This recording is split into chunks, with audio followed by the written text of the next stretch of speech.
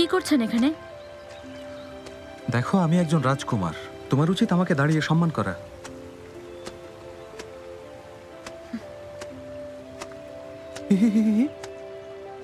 মনে হচ্ছে ইউএনইউ এর ব্যক্তিগত দাসী হয়ে তুমি কাউকে তোয়াক্কাই করছো না। এত অহংকার ভবিষ্যতের জন্য ভালো না, বুঝতে পেরেছ? দাসীদের ভবিষ্যৎ নেই। তাই যাই হোক, শুনলাম ইউএনইউ তোমাকে নতুন নাম দিয়েছে, সিঙ্গা, তাই না? এর মানে তারকা, ঠিক ওর নিজের মতোই অদ্ভুত। এটা কোনো নাম? কি জঘন্য। তো ইউএনইউ কাল রাতে তোমার সাথে এতে এত রেগে যাওয়ার কি আছে?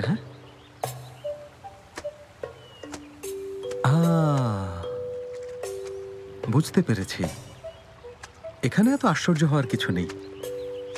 সম্ভবত গতকাল রাতে তোমার মনের আশা পূরণ হয়নি, তাই না? লর্ড উইন্টার কি তাহলে তোমাকে ঘর থেকে বের করে দিয়েছিল নাকি? কি আজে বাজে কথা বলছেন? অভিজাতরা কখনো কৃতদাসদের সাথে মিশতে পারে না, নোংরা লাগার ভয় থাকে।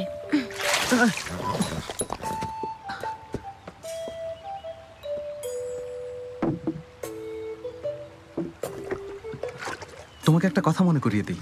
হ্যাঁ, ইউএনইউ এখন শোক পালন করছে, আর তাই সে তোমাকে স্পর্শও করবে না। এসব আপনি আমাকে কেন বলছেন?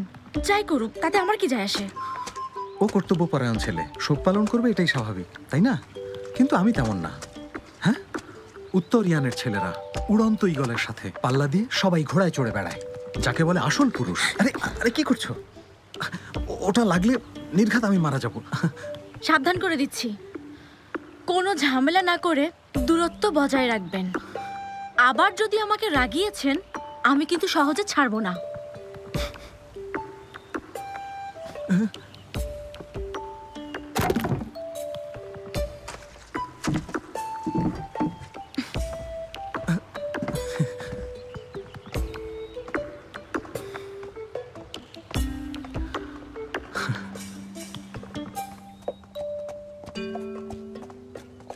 দাঁড়াও, কোথায় যাচ্ছ? আবার কেন ডাকছেন? এসো, আমার ঘোড়াটাকে নিয়ে চলো।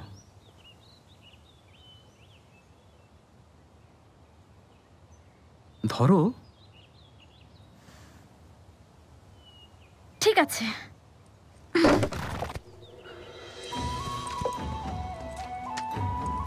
উঠে বসুন। আমি বসবো সে কথা কে বলেছে? হ্যাঁ, আমি ভাবছি কিছুক্ষণ হাঁটাহাঁটি করব। চলো এবার একটু হাঁটা যাক। কি হলো, হাঁটছো না কেন? হ্যাঁ, জলদি এসো বলছি, না হলে পেছনে পড়ে যাবে। জিফেং লাথি মেরে দিলে আমাকে দোষ দিতে পারবে না কিন্তু।